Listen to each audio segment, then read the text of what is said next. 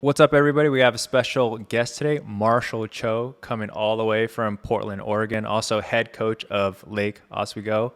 Did I say it right? You got it right. Really good. Also was a coach at men's basketball for DeMath High School in Hyattsville, Maryland. So I actually spent some time here. So he is currently staying in the dojo. So welcome to the podcast.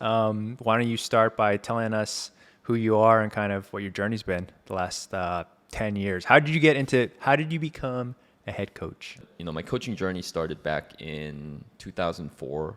I was a middle school math teacher in Central Harlem. This was my fourth year teaching overall, but I had graduated from University of Oregon in 2000 and had joined the Teach for America program that took me out to New York City. Nice. So my first 3 years was in the South Bronx, teaching middle school math. And then the next 3 years with a really high-performing charter school in Harlem, K through 8 charter school that was located on 122nd between Lenox and Adam Clayton Powell. So really in the heart of Harlem. Right. And ironically, 4 blocks up the street from where I had lived the whole time. Oh. So amazing experience. Started coaching middle school basketball there. So did you play at Rucker? I did one time. Oh. Yeah. No, that was early though. No, that's a really good You had question. to have been one of the first Koreans to bless that court, right? Yeah, the first time was at Rucker. I had a friend of mine who, our mutual friend Peter Jung. Oh, yeah. Who's my, cousin. Shout out, Peter. Shout out Peter Jung. He had a friend, Harold Yee, who was also from Texas, and he was visiting. So I was doing the New York tourist stuff, and showing him around. And just on a whim, we were like, hey, let's go up to Rucker Park. And so we go up there. It's a Sunday afternoon, and it's not like, when you have all the big events and all that. Yeah. But there was pickup games going on. For sure. I walked on, and, these are memories that I really forget about after all these years, but I called for the next 5, which they laughed at. And then I waited literally like 3 hours. And, some people were really welcoming, like, hey, welcome to Harlem, welcome to Rucker Park. But like there was this one dude who definitely looked me like up and down and said like, who the F are you? Like, what are you doing here? But we waited our 3 hours. Okay. Finally got on and got a couple pickup games in. And after Harold left that weekend, after visiting me, I went back the next weekend and had to do the same thing all over again. Man. Now 100, Rucker Park is like on 145th, so it's kind of a 30-block trek. Like it's not. It wasn't really convenient. Like super close. So yeah, I did that one more time and actually played really well. There were some young kids who kind of gave me props, and we all went out to get some Gatorade at a bodega down the street. So it was like a nice moment, but really never made it up there. But by where I was living, there was a lot of pickup basketball. Gotcha. So I used to play quite a bit. So the first time I went to Rucker Park, we got off at the subway, and immediately this lady looks at me and goes, "Are you lost?" Yeah. And then I was like, "No, I'm looking for Rucker Park," and she gave me instructions on how to get there. But I was also only 15 at the time, so I can probably see why she thought. So what was, you don't have to give the years or anything, but what was the general sequence from when you went to Harlem to Africa to being a head coach? Yeah. Like all the things in between with DeMath and what are those? Yeah. It's funny as you're asking these questions. Some of these questions like I hadn't been asked before. Like Rucker Park, like I've done a ton of podcasts, but like no one's ever asked that question. I've really never told that story publicly. But even that question, really, if I'm doing the numbers, 3 years of teaching in the South Bronx. Okay. 3 years of teaching in the charter school in Harlem. Okay. 3 years in Mozambique. Okay. And then 3 years at DeMath. So 2006, 2009 Mozambique, 2009 to 2012 DeMath, and then I had a chance to go and join the coaching staff at University of Portland. So it was something I was pursuing, trying to be a Division I head coach one day, paying my dues, coaching for 3 years, coaching as a freshman assistant coach, a head freshman coach, a head JV coach. I was even telling you the dinner that we were having tonight before this that I wasn't even officially a varsity assistant coach. Right. And 3 years later, next thing I know, I'm on the Division I coaching staff. Wow. And that's not normal. Right. But yeah, really years of 3. And I think at each of those spots by the 3rd year, I really felt like I had something figured out, but circumstances in life happened in such a way that I was moving on. So really, to bring it all the way back after 2 years at University of Portland. I took a year off in between. And then I applied for and got the job as a head coach at Lake Oswego High School. And now I'm going into year 8. It's really like, it's the first time I've really stayed put at a place for a long time. Gotcha. Now, one thing that most people, not everyone might know, but you worked Yao Ming's camps. Mm-hmm. In 2015, I had a chance to go out to Shanghai. Annually Nike would host the All Asia camp. Mm-hmm. So I kind of, similar to the Basketball Without Borders experience, I think if anybody who's out there listening who, I don't really know who your audience is, but I assume there's a lot of basketball people out there, or people who are interested in basketball people, but maybe don't know how to take that first step into it. I mean, really, my journey is a testimony that you sometimes just got to ask. Right. So same thing with Basketball Without Borders, where I just sent a bunch of emails out and said, hey, do you need a volunteer? I knew the gentleman who was putting the Nike All Asia camp together on the state side here in Beaverton, Oregon. And I just said, hey, if any opportunity comes up for me to just be a manager or wipe the floor, whatever you need, like, I'm available. And this guy, Goro Nakajima, who's just a legend in Nike basketball and just sports marketing in general, he gave me a chance to be out there as he gave me the title of director of operations, but really, like, everyone else is doing the work. So I ended up going to work and helping out at the guard station with D Brown, helping out with the wings at Lloyd Pierce, who was a former head coach for the Atlanta Hawks, and so I just got a chance to go work that camp, and Yao happened to be around, obviously. And 2 months later, every August, Yao would have his foundation's camp, where he invites all these kids all over from the country to not only do basketball, but to have classes, cultural lessons, and all these other really holistic programming, and basketball was a component of it. And they basically called Goro and said, hey, we're looking for somebody who really can coach like young kids, but can have bring energy and have charisma, like maybe somebody like Marshall. And Goro was like, why don't you just ask Marshall? So someone literally, like Marshall. Yeah, someone like him, that would be good, And so Goro was like, hey, do you want to go back to China, 2 months later? And then so I went, took one of my assistant coaches with me, and that was a 5-year run, journey that happened until COVID, shut it all down.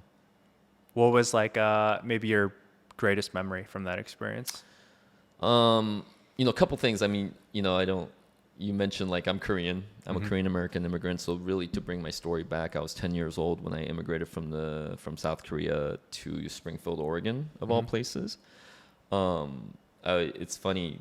One of the summers, I don't know if you remember this, Josh, there was a summer where the Chinese national team played in the NBA Summer League in Vegas. Yeah, I do. Remember that? Yeah. And when they came, actually, they had some close scrimmages on Nike campus. Oh, nice. And just from my connection of having been at University of Portland and knowing all the college basketball players in our little backyard, I'm usually the guy, if they need to do a scrimmage squad with the national team like that, they would ask me to put a team together. It almost feels like an AAU club kind of situation, and so I have to call a bunch of kids, recruit them over, former college players, some local, pro players that are around. And so we scrimmaged against the Chinese national team before they went down to Vegas.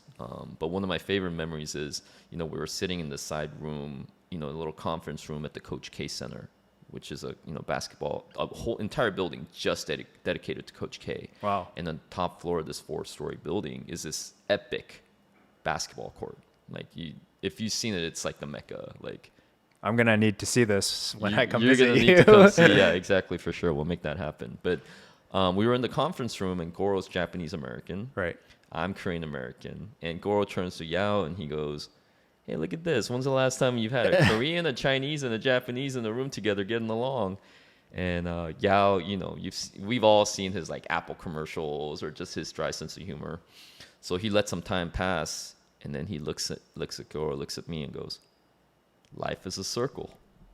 And then just starts, taking his head back and laughing, and we all had a good laugh about it. But again, it was just one of those surreal moments, and Yao Ming is taller than me sitting down and I'm standing up, and we're having a good laugh about it. But it was also a reminder of how basketball, is such a tool for building bridges and just breaking down barriers and, helping you make friendships that it's really hard to do otherwise. Yeah, it's funny you mentioned that because never, in 1,000 years would I have thought the game of basketball would have taken me to all these places, or in living in different cities with Jeremy and being able to see some of these things. Like growing up, I never thought, the sport, maybe because of parents or whatever, could take us or give us, so many unique experiences. So definitely grateful to the game. Yeah. Having said that, I guess you going into year 8 at Lake O, what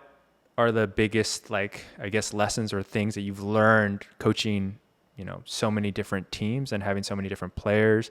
What are you reflecting on going into year 8?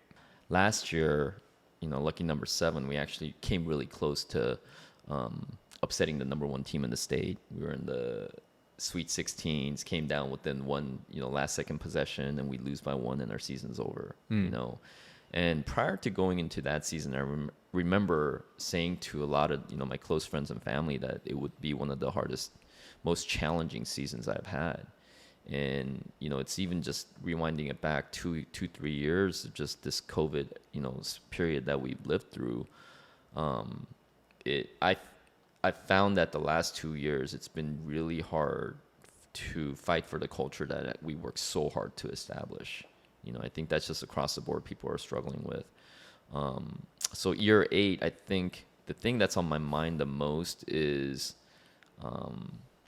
balancing how I am the standard bearer. You're sitting here, for the people who are watching this, you're wearing a Lake Cho shirt. You have my name. It's like that immigrant assimilation mindset. Like I know that I've intentionally put my Korean name on a t-shirt, and it's Lake O, like you said, and it's Lake Cho. So there's a heavy hand in terms of what you do when you're the head coach, right? At the same time, one of the things that happened in our state this year, and I'm proud to say I played a small part in just being a part of our state association and doing all the behind the scenes lobbying and politicking to help the shot clock get passed in our state this past year for the upcoming season in 23-24. And so what I've been saying a lot is people have been interviewing me, hey, how are you going to coach? How is this going to change? And what I find myself saying more than anything is the shot clock is there to give the power of the playmaking and decision making back into the hands of the players. And so as I'm right this moment, this past week, I've been getting that bombarded with that question, but it's been challenging me to think about how do I do that? As cheesy as it might sound, coaches like me always, throw out these lines like, good teams are coach-led, great teams are player-led. Do I really believe that? And so how do I do that without, lowering the standards and the expectations that I have of what our offense should look like, what our defense should look like, but at the same time finding the balance so that my players, when it comes down to it, they're the ones who have been empowered by my coaching to play at a championship level. So that's the broad answer to your question. I'm sure you'll do a good job of getting the specifics out of me. So you mentioned Lake Oswego's culture, and then you also mentioned the importance of setting the standards. So culture and standard are very generic words that people throw around a lot. What does Lake Oswego culture mean to you? What does that look like? And then what type of standard are you keeping your players to? Yeah, I think it comes back to just the fact that, I have to embrace my own identity as in this first 10 minutes, you've really done a good job of just making me tell the audience about my whole journey, right? I think the biggest thing, I find myself telling the story a lot too. When I first took over the program, I put Lake Cho on a t-shirt, do you remember when Nike had the tagline, "And basketball never stops"? So I made 150 shirts off the Nike campsite that said Lake Cho, basketball never stops. And I passed it around to all my friends and family.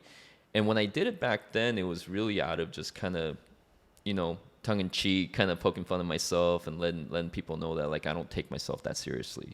I'm a serious coach, and I consider myself to be a serious person, but I don't take myself seriously.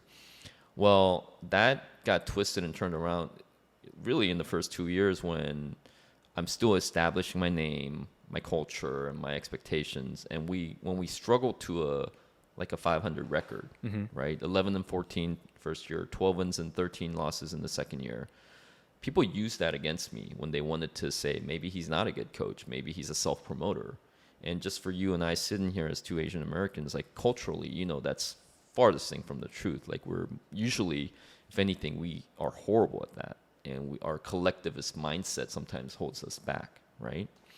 Coming off of these years of COVID, but also seeing all the rise in Asian hate crimes, when I made that shirt that you're wearing today, I realized that it was an intentional choice that I was making. It wasn't it's still fun. It's like but I look at that shirt you're wearing and there's a source of pride, but also just, it makes me laugh and smile that like that's there's a Korean name on the shirt. I want a Lake fan shirt. Yeah, exactly. Low-key. You have to, and I can imagine like with your last name, kids made fun of your last name all the time too growing up, or they would mispronounce it, or Yeah, you can blow me away. Yeah, great, awesome. Just the goofy jokes, But I think it's really right now it's embedding my story, because at the end of the day, the players are going to reflect who I am. So even though Lake Oswego happens to be, the 97034, zip code is the wealthiest, socioeconomic zip code in the state of Oregon. But, I'm a Asian American immigrant who grew up on free and reduced lunch, who grew up playing on the blacktops, who couldn't afford club basketball, who didn't play organized basketball until 7th grade. And so some of the chips that I bring to the game, we kind of poking fun at my height. I'm 5'8", 140 pounds, soaking wet. So that fighter mentality that I can't deny, that part of me rubs off on the players that I coach on a day-to-day basis. But then I say this a lot too. So that's my story. So how do I, as a coach now, having modeled that first, how do I get my players to get them to tell me their story, so that if I'm truly being an effective coach, I know guys from 1 to 13, 1 to 14 on my roster, and I know each of their stories intimately, so that the buttons that I have to push to motivate them isn't just this overarching, just, sometimes impersonal, what could feel like an attack or a criticism or a poking at a person's character. But it's really like, how do I get to know them well enough to know which buttons to push to get the best out of them? So I'm going to put you to the test. Okay. If you had to describe the culture or let's go with culture in 3 sentences, what would be the elevator pitch of explaining who your team is? Yeah. It's not even sentences, so we have 3 words. Sure. So that makes it easy. Like we were just again talking about how it's hard to just even pronounce Lake Oswego, right? It's very easy. It's Josh had no problems at all doing that for the last 2 hours. He nailed it. But it's courage, presence, and trust. So those are the 3 words that I brought to the table my year 1 with Lake Oswego. So what happened was, when I was at the University of Portland staff, and we'll touch on this later, I'm sure. It was really the first time being in that Division I basketball world, and I'd never felt like not confident when I stepped onto a basketball court. Like we talk about Rucker Park, like I wasn't scared when I stepped on. Like I knew I could hang. Yeah. I played pickup basketball on West 4th Street. Like I've done all that. I've played in just crazy environments in Mozambique. But it was really the first time where I did struggle with this. I didn't even have a title for it, that imposter syndrome term. But I knew that something was off, where I didn't feel like I belonged. I looked around, and there's maybe a handful of, assistant coaches or people on coaching staffs in the division world in men's basketball. And I really started to question, like, do I belong here? Do I have what it takes to make it here? And I really struggled that first year a lot. And in the Final Four that year of 2013, I went and attended a talk given by John Gordon, motivational speaker. He's author of many books. And he had one book in particular that he was using to share with the coaches at a seminar. And the title of the book was one word. So the idea is that everybody has the New Year's resolutions, and usually people don't stick to them because they're so broad, or sometimes they're too specific. So the book is really a challenge for anybody who is reading it to say, pick that one word for the year, and whatever you're dealing with in that moment, you turn to that word. So courage was the word that I chose, that I wouldn't be timid walking into that office. I wouldn't doubt myself, that I would show courage, in moments of doubt. And really, I was able to live that out for a whole year. And then the next year, the word was presence, because I was struggling so much with just so many things to do as a director of basketball operations. I had a newborn baby at home. My mother is actually dealing with cancer, her own cancer fight, which eventually leads me to leave the coaching world. And my siblings who were living in New York City at the time, they've all moved back so that we can help her in her cancer journey.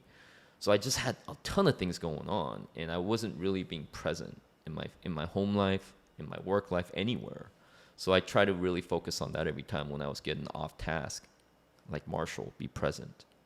But it was also, like a two-pronged kind of definition for me, because I also realized the other thing was, we talked about the word different, being different a lot today in our car ride. And, being different could be a hindrance in one way.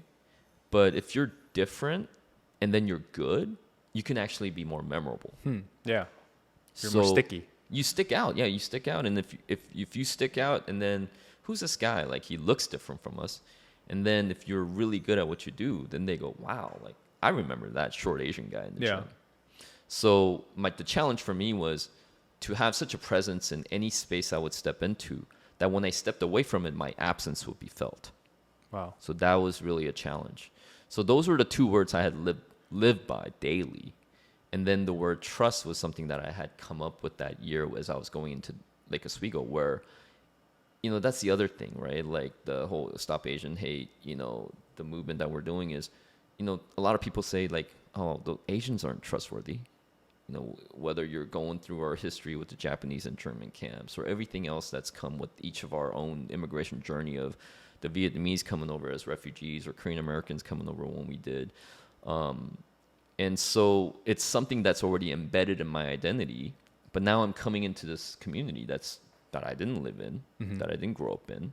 And these kids had actually the coach before me had been let go after 19 years in a controversial manner. So I had to come into this situation, and everything that I was doing had to be where their trust in me couldn't be shaken. Right? So those were the three words that I brought to the table. And really for the first 3 years, courage, presence, trust. Courage, presence, trust. Like repetition's not a punishment. And so it was really drilled into our program. So you asked the original question, like, say it within 3 sentences, right? And I've given you like 10 minutes of rambling here. But to land that question, year 4, I realized as we became number 1 team in the state, that I talk about this push and pull and balance a lot. Like I was driving a lot of our culture, and the kids, I realized I had to challenge them to come up with their own one word. So I turned to them and said, like, we got a lot going on, guys. Like, we got the target on our back. You guys have all the school stress you're dealing with, your family life. Like, what's the one word for us going to be? And the players came up with the word joy. Oh, wow. Yeah, they said, Coach, like, that's cute, courage, like, you're pushing us to be courageous players, like, all this. Joy. Yeah, joy. Can we have some fun? Yeah. So I was telling this story the other day. It would be something as simple as we had this young man, Fred Harding, who was 6'7", really athletic, and he could almost dunk from the free throw line. So I would put a tape, like maybe a foot inside or 2 feet inside. And, every other practice, I'd be like, hey, Fred, if you can, make this dunk from this line, everybody gets chocolate cake, right? So Fred would try once and he would fail. He would try a second time and he would fail. And then eventually the players know it better, right? Because the more we do that stuff, like the longer it's going to take until I'm making them run sprints or something really challenging. They're smart. And so they would start chanting like chocolate cake, and then that's like the clap, 3 clap as they're, Fred's trying to attempt to make this dunk. And then the one time he makes it, like, Bananas. Like we lose our minds. And so it was, I mean, I bought a lot of chocolate cake from Costco that year, but things like that where I was really learning I was growing as a coach to give ownership back to the players. So I couldn't give you a 3-sentence answer, but really our program culture is built on the values of courage, presence, trust, joy, belief, resilience. And last year's word was together. So those are the 7 words, and we'll get to see what this 8th group comes up with.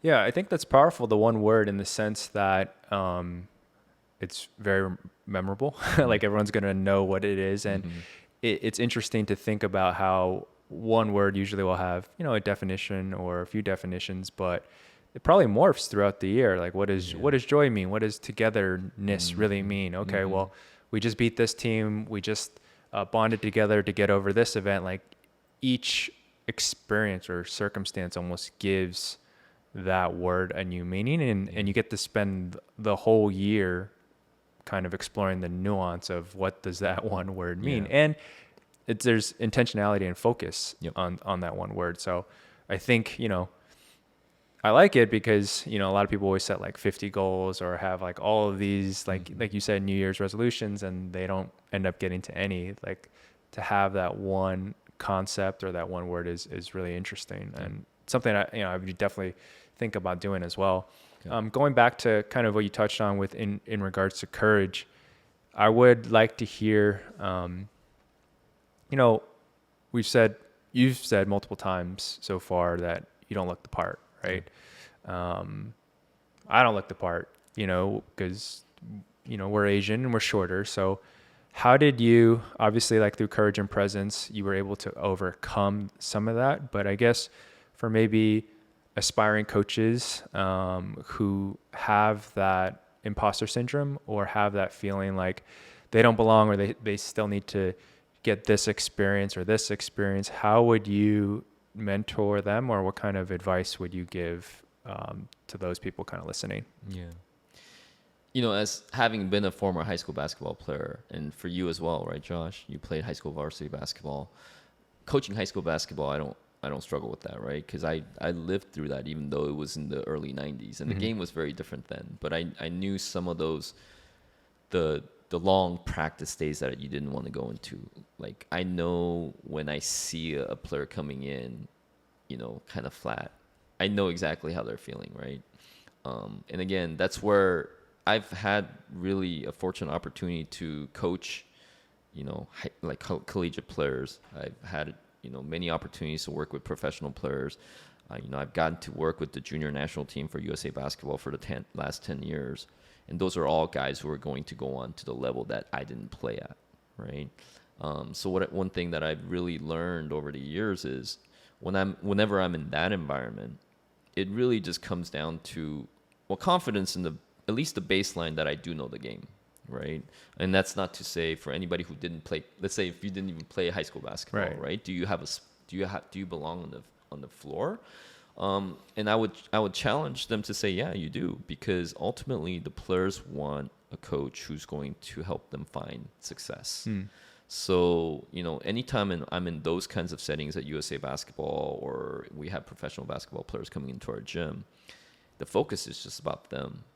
And it's as Coach Popovich with the Spurs would always say, get over yourself. And honestly, like some of our insecurities, like you can get over yourself. Like if that's something that's going to get in the way of serving the player that's standing right in front of you, your self-absorbed, insecurities or feelings or whatever it might be, it's keeping you from giving the best of yourself to the person in front of you. Yeah. And I think the players can sniff that part out.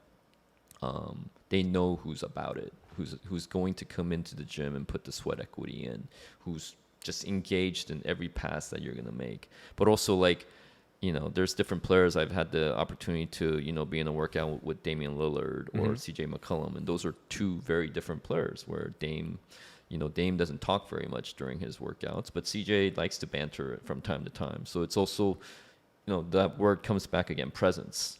Like if you're really present and paying attention to what each of the player, how they conduct themselves in the workout, then you're going to be able to figure out actually CJ prefers when you say a few words or say something, versus Dame really wants his passes to be exactly where they need to be.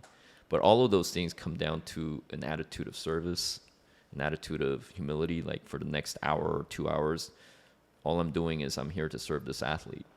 And when you do that, that word comes back up again, trust. And then they keep asking for you back. And then you're in. Yeah.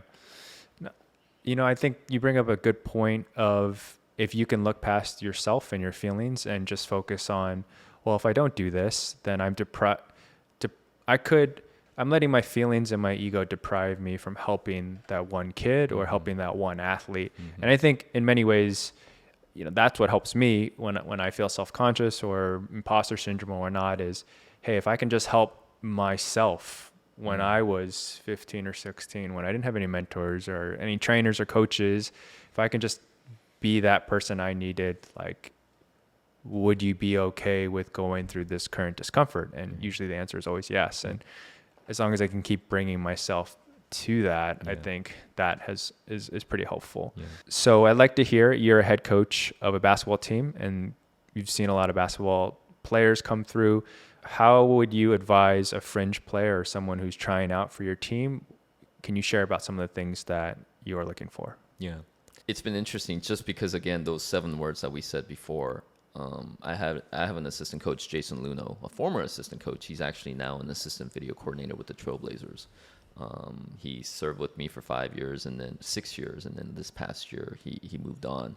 But what he did was he made I wouldn't say a rubric, but he took the 7 words and then he took a bullet point to each of those and put some piercing questions to those words. So what it means to be courageous, like, does it mean like, or can you take that last shot or execute that last pass on the last possession, right? But it also means the courage to be vulnerable, right? Like if you are struggling, will you have a courage to like knock on the coach's office and come in and say, Coach, I'm having a hard time.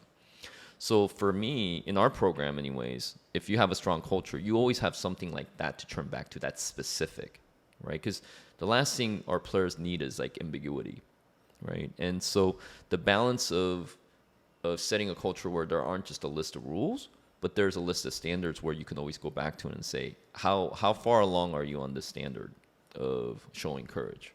How far along are you on the standard of showing, like, somebody who is about togetherness? Our star player, he may have, the best players on every team will have, if they're that Division I level player, and we've seen this just even from me having been in the DMV here in the water, with DeMath and all of that. The best players are going to always have 4 or 5 trainers who are begging to work them out. Are you that guy now? If you're going to go, if you have an opportunity to work out one of the top trainers in the city, would you bring a teammate with you? Like, that would be my question to the top player. If it's somebody who's on the fringes on the bottom, like, do you have such a presence when you're in the locker room doing film study, when we're doing pregame, warm-ups? Are you that person who has the highest basketball IQ on our team, who can answer every question I would have in the film session? But then again, it comes back to that other togetherness piece. Can you sit down and get onto a huddle account and watch film with 2 or 3 other teammates? That's a rare thing to find these days. For sure. So when you have a young man who's 16, 17, 18, who's over themselves and is about the team and is willing to do whatever. Like, I think it comes back to what I just said to you earlier.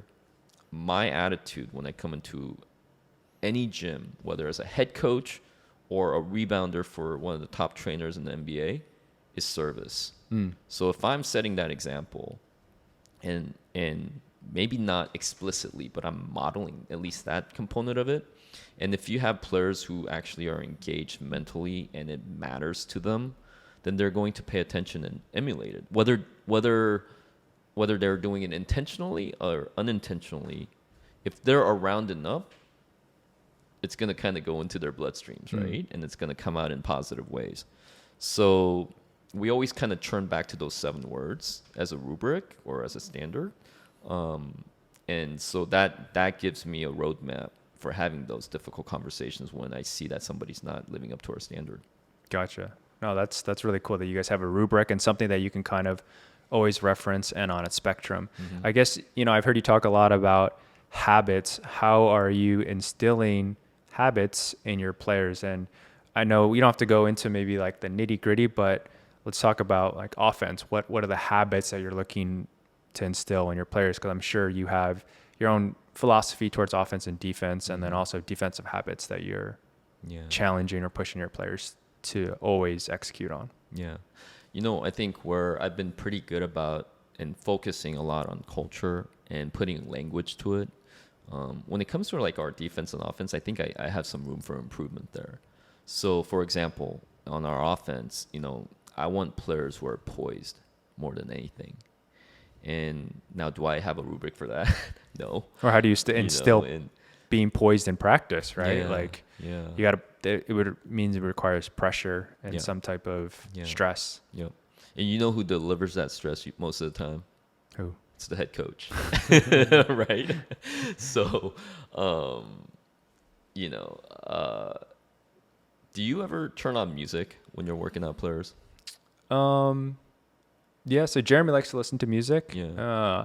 In the weight room, I like both. I think if you're always focused and reliant on external motivation, then I like to challenge the athlete to not listen, to not have music and be, internally driven. Can you manufacture? Because there's going to be a lot of times where you don't want to work out or you don't want to train, and it's like, can you push past that, or do you need to listen to, Rocky IV soundtrack to get you amped? Yeah. So I'm kind of like in the middle. I'm like, why do you like it? I do like music for the sense of rhythm, in the sense, as I grew up very robotic, Asians are very like, I don't want to stereotype, but it's just more, everything is logical and, there's no flow or rhythm or creativity. Yes. Again, being, using huge stereotypes, but so I do like the component of music as to spark creativity and different types of movements. So that's what I think of music. But I don't know where you were where going am I taking this, right? Yeah. When we're on offense, I find myself saying this to my guys a lot. Like, I want jazz. I'm not talking like Kenny G, like smooth jazz. Like, I'm talking like, just like a quartet, right? So everybody's taking turns, but it's relaxed and it's calm and it's not frantic. So on defense, again, I was talking to you about just, again, who I am and how I played. Like, I want like loud. It could be like heavy metal or like loud like hip hop music, but there's chaos involved, right? So I think the switching between the two is really a tricky thing. So I think broadly, that's how I kind of see how I want every year at the end, because at the end of the day, it's going to come down to the 5 players, and the teams are always going to be well scouted. And so that last second possession, no matter, even if I drew something up out of the huddle, it's going to come down to the counter that our players are going to have to see and make that decision for themselves. So on that end, like in practice, we'll do a lot of, and so this is really for the technical like basketball coaches out there. Like, we do a drill called cutthroat, and it's 4-on-4. It could be 3-on-3, but you give 3 rules, and you can modify them as you go. So the classic Snow Valley basketball school cutthroat rules are: every time you catch a basketball, you square up. Every time you pass, you have to cut, and every time you make a basket off of a pass, you have to thank the passer. Really 3 simple rules, right? And this is a drill that I've been using for a long time. But when I really sat back and reflected on why those 3, and then what can you do to change it? So, nowadays, when you catch a pass, you square up, right? But the Spurs don't do that. The Spurs would prefer you, like, you can catch it and move it right away, or you could shoot it right away, or you could put it on the deck and you can attack a long closeout. And you have to do it within 0.5 seconds, right? That's like the Manu Ginobili, Tony Parker era of, Tim Duncan era 0.5 Spurs basketball. Well, there's also the other school of thought, Yeshiva University, which is a D3 program in New York. And they had like one of the most like epic runs in Division III basketball. And their coach, I think, had it where like you had to hold the ball for 2 seconds, right? And that's how he wanted it. He wanted the guys to catch the ball and survey and pass the ball. So I take those 2 bookends, And then I look at my group, and ideally I want to be Greg Popovich and I want to go to 0.5. And there are certain years when I can get to that. And it's really like jazz music they're going, right? Well, it could be like a different kind of jazz music at 2.0, right? Seconds of catching it, jab stepping, all of that stuff. So there's I think that's the range I look at when I know that I have a successful offense. And then defense, it's just, I want chaos. I want guys taking charges. I want guys up on the line. Like, I want all 5 guys on the string, talking, connected. And I would say, majority of the years, like we get there by the end of the year. You're giving some boundaries, but you're not telling the athletes how they need to come up with the solutions. You're just giving them like, this is what we want to achieve, but allowing, because you don't have the same athletes every year, same quickness, same speed, same length, same IQ. So you're allowing them to figure out like, okay, what solution is going to work for this group of players and how are we going to be effective? And it might not look the same year to year. So to me, that's like the beauty of this style of coaching is you're allowing each team's natural disposition, or not natural, like their own identity to emerge without their group identity. Their group identity emerge without saying like, oh, this is like Oswego basketball, like this is how we're going to do it. You're giving some guidelines, but you're also giving some room for development of group identity, which I think is extremely important. Well, it's not only important for the players, it's important for me. I get bored very easily. So, every year I think some coaches might be listening to this and going like shaking their head going like, how can you even do that? You're putting so much on yourself. 2 things. I don't put it just on myself because I've surrounded myself with really good assistant coaches who can help me figure out this puzzle together. And then the second piece is, I think it's a tremendous opportunity for a coach to grow.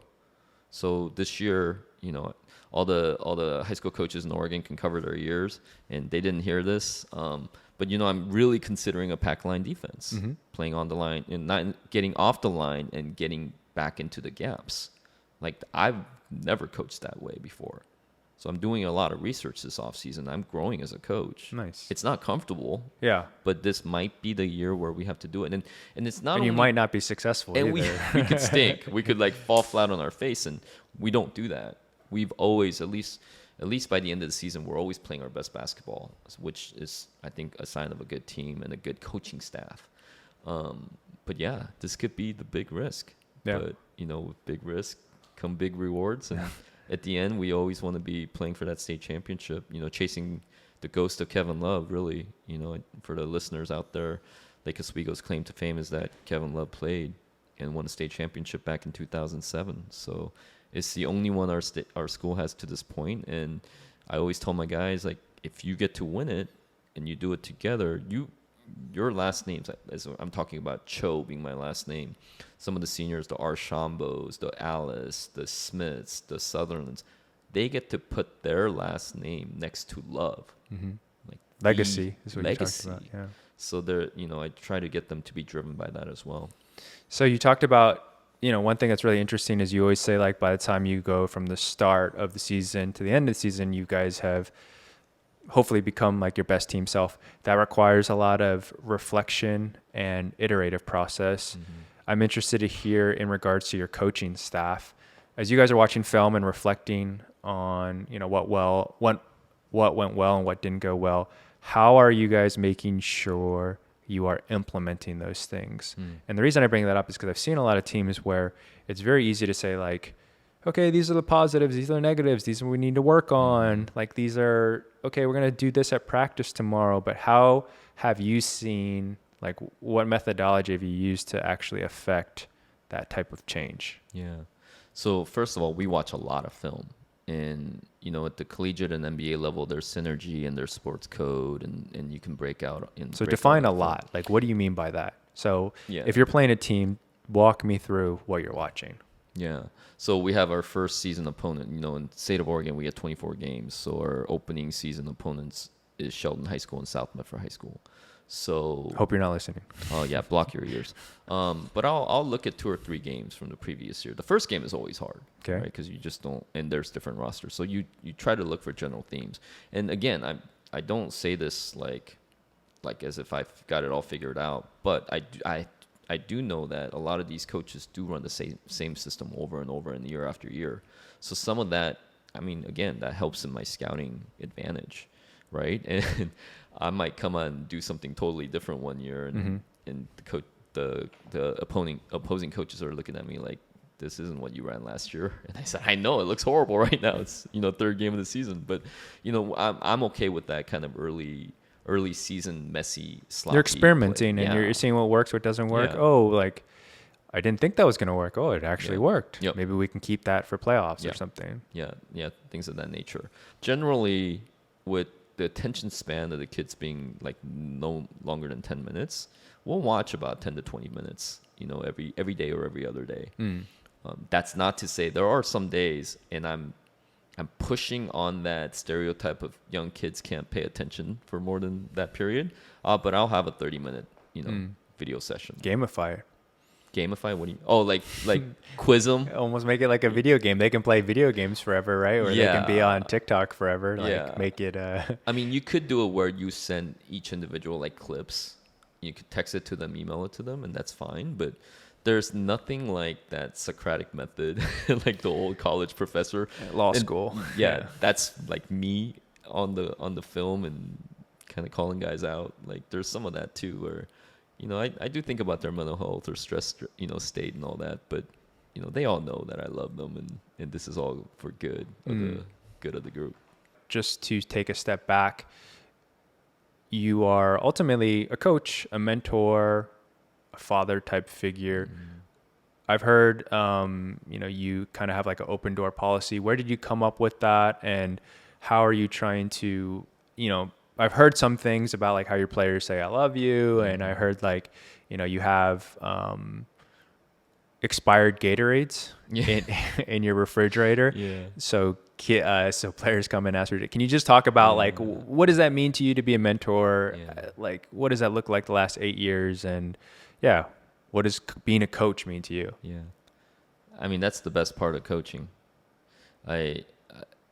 You always hear like people say it's not the destination, it's about the journey. Yes, I've used that quote like 600 times. Yeah. I saw, again, this is like the social media thing. I saw somebody's tweet somewhere where there's this, image of like, I think it involved like a dragon and a goat and some, other like character that were, and one of the characters in this cartoon like frame shot is they say it's not even about the journey, it's about the company. And this is, again, like maybe a year ago, just coming out of COVID, and like I was kind of touching on this team that we really almost like pulled off a miracle upset this year. Like if people would have said that team would have gotten to that point by the end, like a lot of people have basically come up to us this year and said that's the best coaching job you guys have done this year. So we fell short of our destination, and our journey to get there was really rocky. But the company, I mean, to know that, I carried 11 seniors last year. Wow. That's not normal in high school basketball. No, it's not. That's not really good roster construction for the years to come, right? But the 2 years preceding that was when we lived through COVID.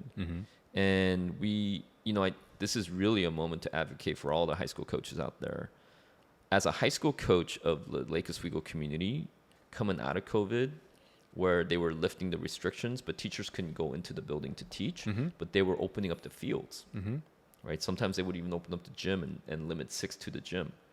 So during that time, I and my coaching staff were on the front lines as the first adults to have contact with our student athletes on campus. And what that did was it really built a bond in us. In the state of Oregon, we didn't get to have our regular season until May and June. Right after they graduated. Yeah. So, but leading up to that year and the year after, we had so many like winter off-season field workouts where I really had shifted from worrying so much about results, but really during that time, it elevated the importance of taking care of our young people's mental health. And I knew that exercise and being a part of a tribe was something that was going to help them when they had been sitting in a Zoom class for 8 hours earlier. So all that to say, all that bond that we had established, fast forward 2 years later, when the time to make cuts happened, usually those sophomores and juniors that would weed themselves out, I just was like kumbaya, like inclusive, everybody come in. Yeah. And so when that moment came to make some cuts, I didn't have the heart to do it. Keep everybody. Yeah, and my coaching, some of my assistant coaches are like, "You're crazy. Cut that down to 6." And I had another assistant coach said, "Man, just keep all of them, coach. That's what you do anyways. That's your legacy." So that's what I did. And it meant that, some of the kids who weren't as talented, we were carrying on the roster. And we talk about just coaching the 12, 13, 14 guys on the roster. I had to do a lot of that. And when they were disgruntled with their playing time, I had to have hard conversations. But at the end of it all, what we do in our program is everybody who graduates as a senior gets a framed jersey. And that is like joining a fraternity of somebody who's had to survive like 2, 3, 4 years of Coach Cho's tough practices. That's 2, 3, 4 years of family meals before game days. And that's all that other journey piece. Now these individuals of the big company that we have get to take home with them. I think that's brilliant in the sense that I just put together, when I look through your social and I see you post about seniors and you're always constantly uplifting your team and highlighting certain things. To me, I think this is weird that I'm putting this together now, but why like the gear, I've lived on the East Coast my whole life for the most part. I don't know why wearing a Lake Cho shirt or a Lake Camp Oswego shirt means a lot to me, but I think deep down inside, what I was noticing was that you built a culture. I kind of wanted to be like, I didn't have that in high school, and I didn't have that in like a team environment. And I think that was, I didn't realize what it was, but I was deeply attracted to what you were building out there. So, I mean, kudos to you for building that. Thank you. And that's a testament to like, what you're doing in the community. And I think oftentimes with legacy as well, like when I think about what my legacy would be, is just, it's always kind of comes back to impact. If I could take everything I learned with Jeremy playing in the NBA for 9 years and, the long, 16 years that we've been together training, how can I pass that on to the next generation? And also in the meantime, help people like myself when I needed help, right? That's how I always reframe like my thought process when I feel discouraged or not like perfectly sure what I'm doing. So I guess maybe to wrap this up, what do you feel like you want your legacy to be? I know you used a lot of words, but do you have any thoughts as to maybe personal legacy, what's important to you? And then maybe lastly, if you could quickly mentor, give advice to yourself when you first started coaching, what would it be? Yeah. Now that you're in year 8. I mean, what you're really asking, that question is like the beginning and the end, isn't it? And what's the thing that kind of runs through it? I think I would want my legacy to be that I was true to myself, that I really embraced my identity. So, and that goes back to that question that every first year coach gets. So, this is such an exciting time for you, Josh. Like, I can't wait to see how. It's not even a reinvention, right? You're going through this pivot of really having ridden this long journey with an individual and all those lessons. And now you have the challenge of turning around and how do you impact a broader team? Maybe it's a group of 4 that you work out in a small group workout, or it's a group of 12, a team that you have bring in, or it's, again, all this, all these people who have been, subscribing to your online, training methods, and you're giving them feedback. I think there's such a community that you're going to have an impact on. Like, I can't wait to see it. But it comes down to what you even shared before. Like, anytime you feel discouraged, like, what do you go back to? And I think ultimately it just has to be who you are. And so you're going to lean on that 16-year journey. For me, the first and second year coaches, they always, the coaches are always like, be yourself. Like, that's really hard to do if you haven't like, found yourself. Who am I? Yeah, that's not a fair question. But I think that's the best advice, because it's just like that offense, analogy. Like, to get to that beautiful Spurs offense by the end, you have to go through all this adversity, all this hardship, all the struggles to get to that point.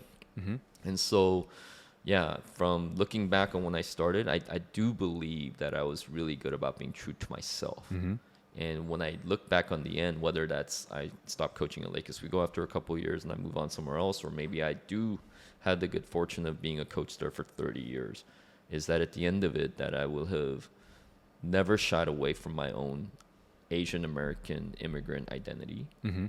That I would have never shied away from the fact that I am really serving a pastoral role in the community, and that, you know, I never shy away from the fact that, you know, that I struggle to balance my own family work as we talk about family in a basketball setting. That at the end of the day, like, all of that would all overlap together. That my players would see that I was a good husband, a good father, as well as a good coach. So if they can say that, you know, that I involved my family into it and that I was true to myself, then I think I could live with myself and look in the mirror with pride. I guess that would also be your advice for yourself as well. Would you say that? Always. To your previous self? Yeah. Cool. Well, I think fun way to end this would be having a little lightning round. Okay. So who is the best player to come out of the state of Oregon? That's Kevin Love. That's not even a question. Okay. Who's the I'm second? a homer. Who's the second best player? Oof, that's a tough one. Terrell Brandon. Okay. Would you rather be an MVP All-Star but never have won a championship, or have been a role player and have won multiple NBA championships? The second one. Role player. Role player. I want those rings. You got to flex those rings. Absolutely. Favorite NBA player? Steve Nash. Why? He epitomized being over yourself. Always his teammates always got fat contracts. You know, his success was their success. Yeah. And he carried himself with humility and a sense of humor and sense of, you know, poking fun at himself. You know, a sense of even almost like disbelief. Gotcha. Right? Like I feel like we need now the second hour needs to be me interviewing you about, you know, the disbelief you and Jeremy lived through with Linsanity. Like the disbelief that Steve Nash like won, you know, back-to-back MVPs and became who he became out of Vancouver, Canada, of all places. Yeah, it's pretty wild. I think his journey is pretty inspiring for somebody like me. Favorite NBA team? The Trailblazers. Rip City, baby.